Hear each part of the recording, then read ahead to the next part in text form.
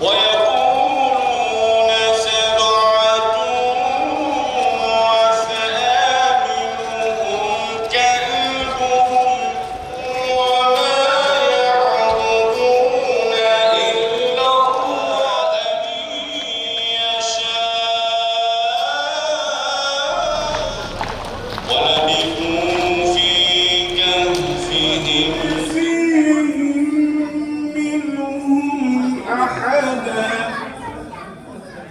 Mına azıttı ayda Şavval'ın biri de aytılar. Ramazan'dan iki Şavval'ın birinci günü. Bu günde daha bir nafil oruzu var. Al Şavval ayındaki 6 günlük oruzu da aytılar. Bundan bir yakadağı bugün ayet ötkörüp biz özümüzü bir restaurantdan keyinki o Şavval ayının içinde 6 gün oruzu harmak koyup durgan bolsak, bu da bir faziletli amal. Nafil ibadatlarga girer. Biro bu boyunca hadis aytılar. Kim eğer Ramazan ayında bir ay tolup oruza karmak, andan keyin Şavval ayında daha 6 gün oruza karmagan bolsa, oşol adam bir yıl boyu tolup oruza karmaganday soğukka ие болот дейт. Peygamberimiz sallallahu aleyhi ve sellem aytkan, adamdın misalı kılgan жақшылығы ең аз дегенде 10 esege көбейеді. 10 есе ажыр соғы көбейтіліп айтылады. 10 eседен daha көбейіп, адамның ықыласына, шартына, үмітіне қарап, соғыптар дағы да көбейеді.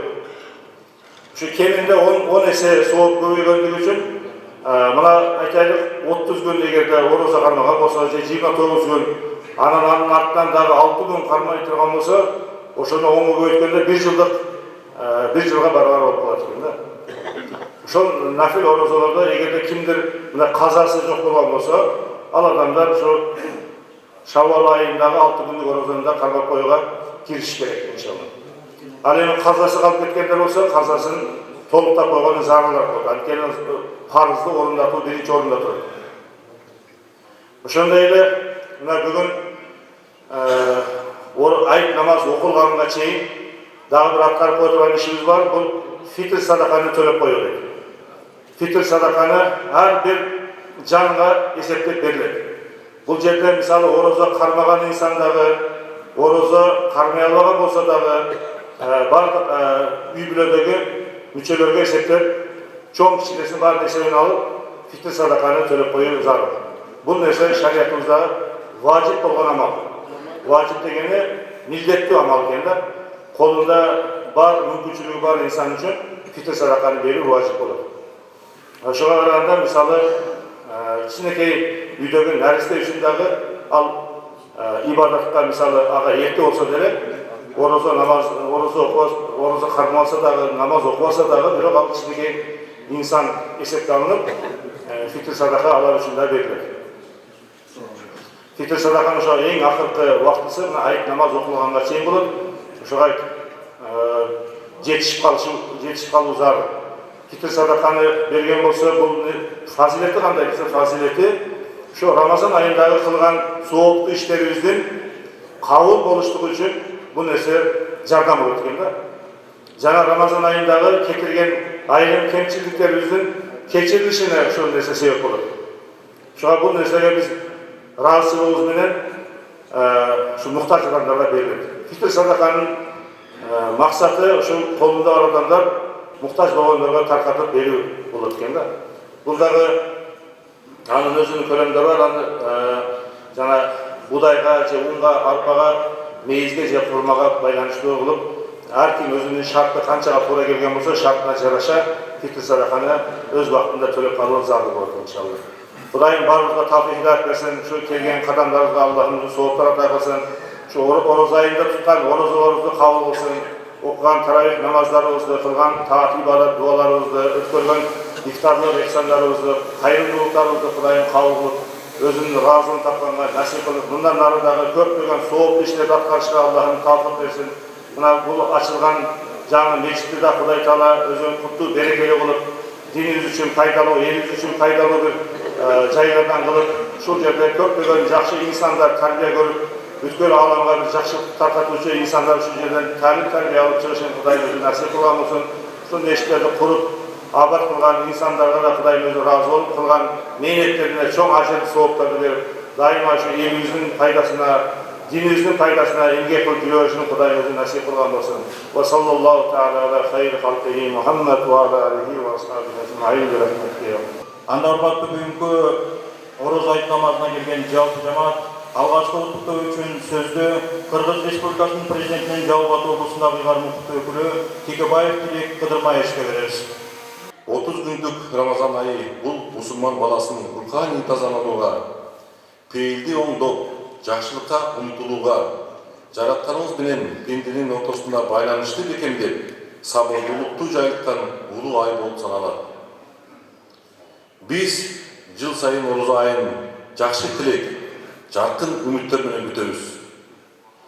Мусулмандар ыйгайда ыйманы жаңылап, жан дүйнөсүн арлап, сооп иштерди жасоого умтулат.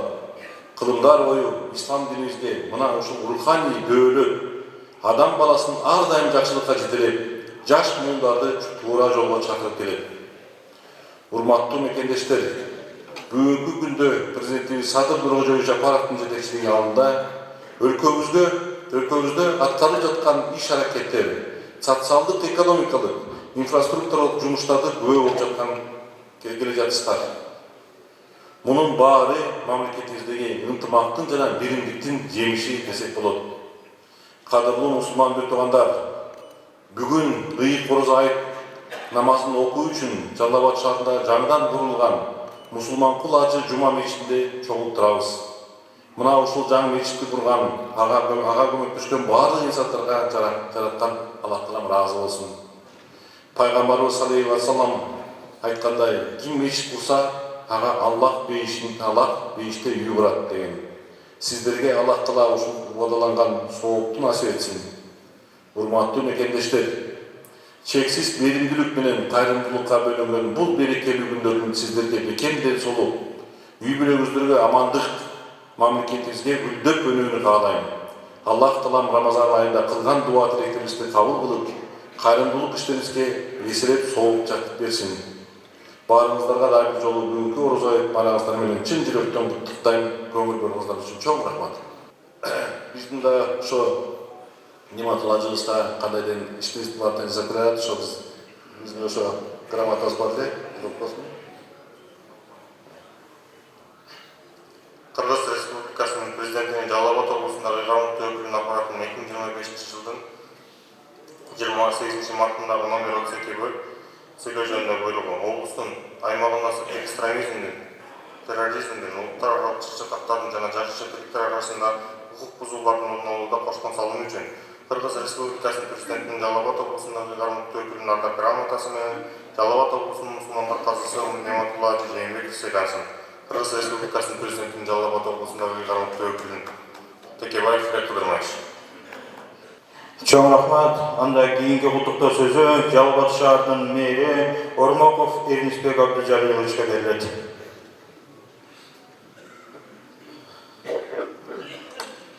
Саламатсыздарбы, урматтуу мусулман бир туугандарым.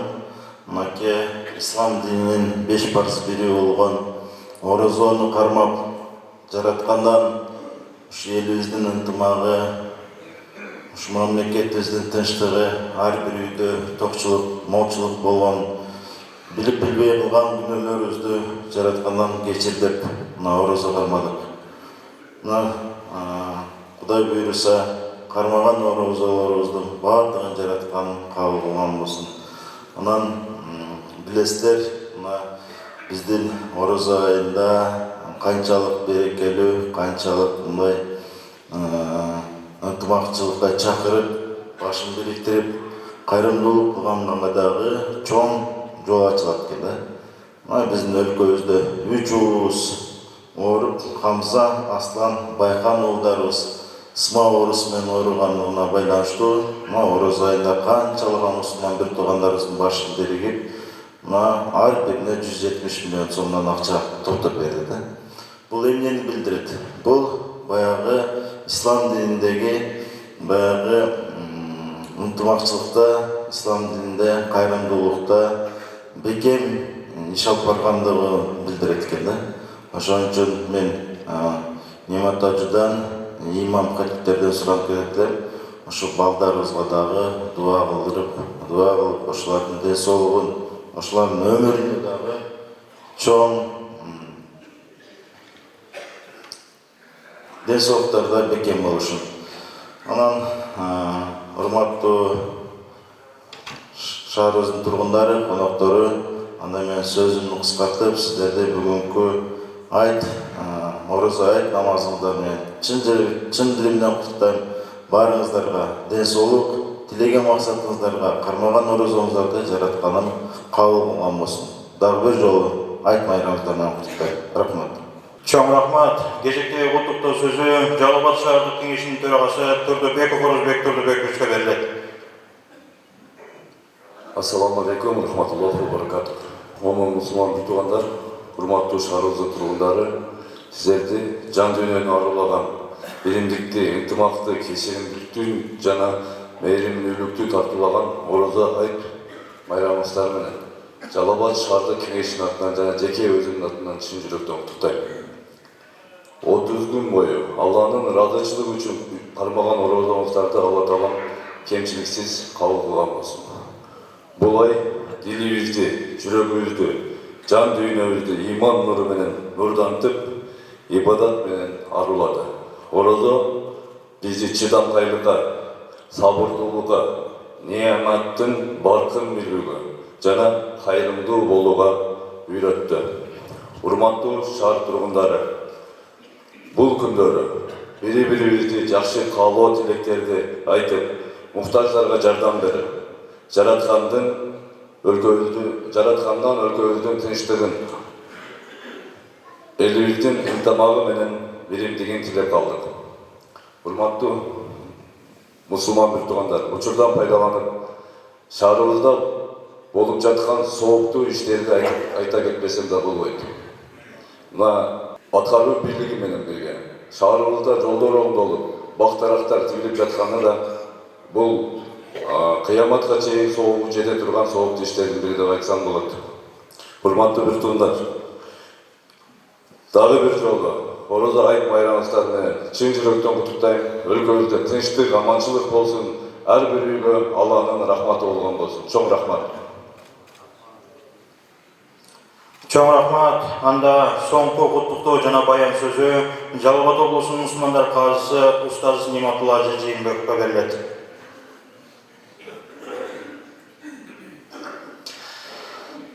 Bismillahirrahmanirrahim.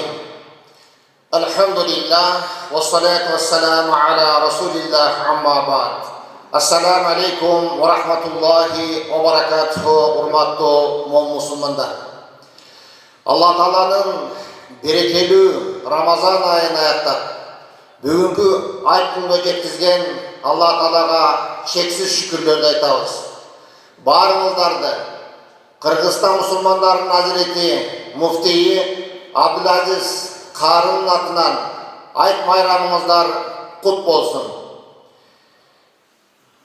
Allah Taala Kur'an-ı Kerim'de kim özün күнөөдөн тазалап, Robbusunun ысмын zikir kılıp Allahu Akbar deyip Orozо ayt namazını okusa, Allah Taala al insandı dozok otundan kutkarat. Abu Mas'ud radıyallahu anhu Peygamberimiz sallallahu aleyhi ve sellem'den bu hadisleri rivayet kıldı. Peygamberimiz aytты, ümmetlerim Ramazan ayında tolu orozo karmap, orozo ayt günü ayt namazını okuğanı çıkışsa, Allah Taala periştelerge aytat. Ar bir hizmetker işi bitirgen soň akısın talap kılışat. Ramazan ayında orozo karmaşkan pendelerin, orozolorun bütüp soğuktorun talap kılığı üçün namaz okula turgan jerge çıkıştı. Siler kübö bolgular. O Muhammed sallallahu aleyhi ve sellem'in ümmetleri, siler üyüngörde kayta vergile, silerdin күнөөңөрдү keçirip, jana oşol күнөөңөрдү soğukko almaştırdım. Allah Taala anda mınday deyt, o pendelerim, men üçün örüzü karmadыңар, men üçün oğuz açtыңар, al emi күнөөңөр keçirilgen avalda turup, üyüngörgө kayta vergile. Anas ibn Malik radıyallahu anhu Пайғамбарымыз Мұхаммад саллаллаху алейхи вассаламдан бұл хадисті риwayat қылды. Ораза қармаған адамдың оразасы аспан менен жердің ортасында асылып тұрады. Ораза фитр садақасын бергенше. Фитр садақасын берген соң, Алла Таала ошол берген садақасына екі жасыл жаратады, екі жасыл қанат жаратады. Ал оразасын көтеріп 7-ші асманға ұшып шығады. Алла Тааланың бұйрығы менен анын оразасын жана ораза фитрин арштын астында асылып тұрған асма чырақтардың біріне салып қойылады.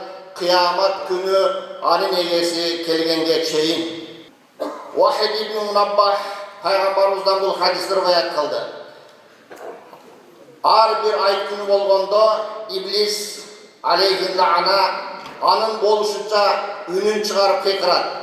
Анын үнін ұққан бардық шайтандар чоғылып, шайтандың алдына келіп айтышады: "О мырзабыз, сізді кім қапа қылды, кім ашуландырды?" Шайтан айтады: "Маға еш нәрсе болған жоқ, бирок бұл күн Алла Таала бұл үмметтің күнөөлөрүн кечирген күн. Андықтан сілер ал үмметті ар кандай күнөөлөр менен алек кылгыла, арак ичүү менен, ар кандай жыргалчылыктар менен, ушак айтуу менен алаксыт кыла. Аллахтын рахматына жете албай калышсын. Ошондуктан акылдуу адам ушундай улуу күндөр Аллахтын рахматына, ыраазычылыгына жетүү үчүн нафсин тыйышсын. Шарият кыйган иштерден тыйылса, айт күнү зикир менен, ибадат менен, хайыр садака менен, ооруларды кабар алуу менен, туугандарды куттуктап катнашуу менен, бири-бирин кечирүү менен алек болсун. Себеби бул күн Алла Таала күнөөлөрдү кечире турган, дуаларды кабыл кыла турган күн. Рахмат назары менен Алла Тааланын назары силерге түшө турган күн. Ораза айт мусулмандардын эң улуу майрамдарынын бири. Бул күн Рамазан айындагы ораза ибадаттын ийгиликтүү бүтөрүн, Аллахтын райымына жетүүнүн жана күнөөлөрдүн арылуунун белгиси. Ораза айттын көптөгөн артыкчылыктары бар. Биринчи, Алла Тааладан белек кылынган майрам. Ораза айт бул Алла Тааланын пенделерине берген белеги. Пайгамбарыбыз Мухаммад саллаллаху алейхи вассалам Рамазан айын ораза менен өткөргөн адам үчүн эки кубаныч бар. Бири ооз ачкан кезде, экинчиси Алла Тааланын жүзүн көрүп жолукканда. Кечирим жана сооптордун көбөйүшү. Ораза айт күнү Алла Таала өзүнүн пенделерине кечирет жана аларга ырайым төгөт. Бул күнү мусулмандар тазалануу үчүн фитр айт садакасын беришет. Бул алардын ораза кезиндеги кемчиликтерин толуктайт. Фитр садакасы ораза кармаган адамдын кемчиликтерин тазалайт жана келейлерге тамак берүүчү каражат болуп эсептелет. Биримдик жана туугандык байланыштарды бекемдөө. Ораза айт бул туугандык мамилелерди чыңдоо, достор жана кошуналар менен мамилени жакшыртуу мүмкүнчүлүгү. Бул күнү таарыныштарды унутуп, бири-бирине жакшы каалоо айтып, кечирим сурап, мээримдүүлүктү көрсөтүү зарыл. Жакшылыктарды улантуу. Ораза айт бул ибадатты токтотуу эмес, тескерисинче жакшы амалдарды улантуу. Бул күндөн баштап дагы сооп иштерге умтулуу керек. Айттан кийин келген Шаввал айындагы 6 күн кошумча ораза кармо чоң сооп кое. Пайгамбарыбыз Мухаммад саллаллаху алейхи вассалам кимде-ким Рамазан оразасынан кийин Шаввалды 6 күн ораза тутса, 1 жыл бою ораза кармагандай болот. Ораза айт бул шүгүр кылуунун, Аллахка жакындоонун, боордоштук мамилелерди бекемдөөнүн жана сооп иштерди көбөйтүүнүн күнү. Бул күндү таза жүрөк, кубаныч жана мээримдүүлүк менен тозуу керек. Алла Таала бизге бул ыйык күндүн фазилатын пайдаланууну насип кылган болсун. Урматтуу момун мусулмандар, баарыңыздардын туткан оразаңыздарды, окуган хатмыл Кур'ан, таравих, оозачарларды жана жакшы кылган иштериңиздерди Алла Таалам өз дәргейинде кабыл кылган болсун. Пайгамбарыбыз Мухаммад саллаллаху алейхи вассалам: "Мен лам яшкурин нас, лам яшкуриллах." Эгерде кайсы бир адамдын кылган жакшылыгына рахмат дей албаган адам Алла Таалага дагы шүкүр келтире албайт дейт. Бүгүнкү күнү жалпы мамлекетибиз үчүн кызмат кылып жаткан Кыргыз Республикасынын президенти Садыр Нуркожоев Жапаровго Улуттук коопсуздук боюнча мамлекет комитетинин төрагасы, министрлер кабинетинин төрагасынын орун басары Ташиев Камчыбек Кыдыршаевичке, ошондой эле биздин облусубузду башкарып турган Канибек Моңолдоровичке, жогорку кеңештин депутаты Айбек мырзага, ошондой эле Абсатар Токтогуловичке, Кыргыз Республикасынын Жалал Абад облусу боюнча ыйгарым укуктуу өкүлү Текебаев Тилек Кыдырмаевичке, Жалал Абад шаарынын мэри Ормоков Эрнисбек Абдыжалиловичке, Гор кеңештин төрагасы Орозбек Турдубековичке, Жалал Абад областынын мусулмандар казыяты менен ажылыкты уюштурууда жакындан кызматташкандыгы үчүн Жалал Абад облустук биргелешкен ооруканасынын башкы дарыгери Ботокараев Кумар Пазылович баш болгон ак халатчандарга, өзгөчө ыраазычылык мечит имамдарына, хатмын Кур'ан окуган каарыларыбызга жана бүгүнкү намазга келген жалпы мусулман сиздерге, ошондой эле бул мечитти салган усталарга жана салым кошкон ушул жердеги жалпы элибизге, аты аталган жана аты аталбай калгандардын бардыгына Алла Таалам өзү ыраазы болгон болсун. Дагы бир жолу айтыңыздар марек болсун. Ассаламу алейкум ва рахматуллахи ва баракатуху. Ошо такбир айтылган сайын кол көтөрүп, кулакка жеткирип, эки жакка таштап, 3 жолу ошону кайталайбыз. Анан 4-чү Аллаху акбар дегенде рүкүгө кетебиз. Ошол кошумчасы айырмасы ошол жерде иншалла. Сафтарды тегиздеп түздөп алыңыздар.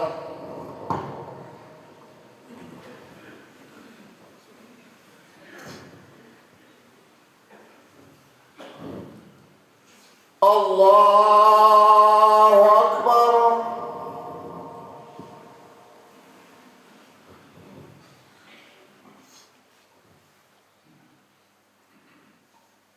Allahu akbar.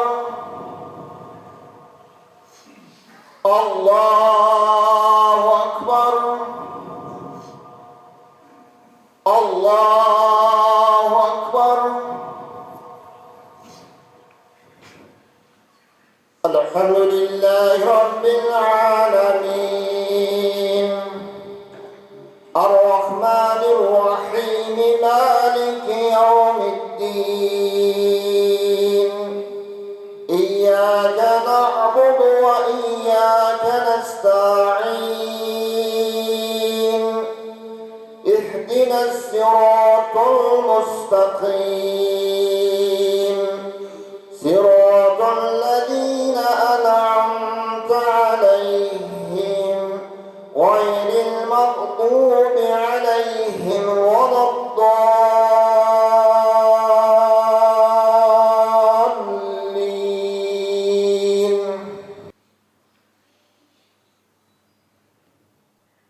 Esselamu aleyküm ve rahmetullah.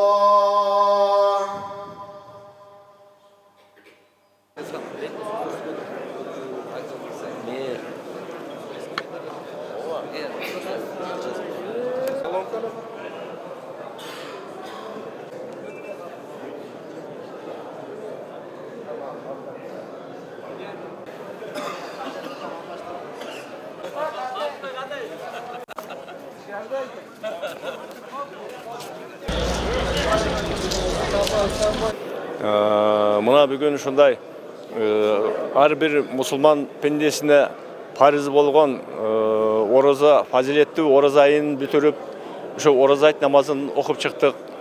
Анын үстүнө мына Алла Таала насип кылган экен, бүгүн ушул жаңы мечитти окудук. Мусулман кулажы атындагы мечит. Элдин маанайы жакшы, майрамдагыдай Алла Таала ушундай жакшылык күндөрүн, жакшылыктарын көбүрөөк кылсын. 30 күн ораза тутканыңар кабыл болсун. Ушу бүгүнкү айт майрамыңар менен куттап кетели. Жалпы кыргызстандыктарды ушу окуган айт намазыңар кабыл болсун. Ушу кыргыз элибизге ар дайым тынччылык, аманчылык, Кыргызстанда ар дайым тынччылык болсун. Ушу ар дайым ушундай жакшылыктардын күнүнүн үстүндө жолугушуп жүрө берели.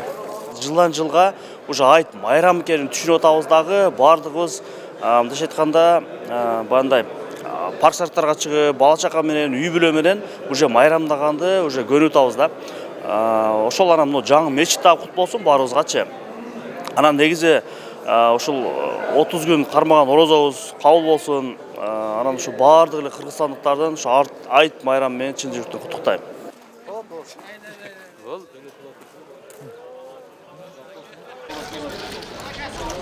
وأعد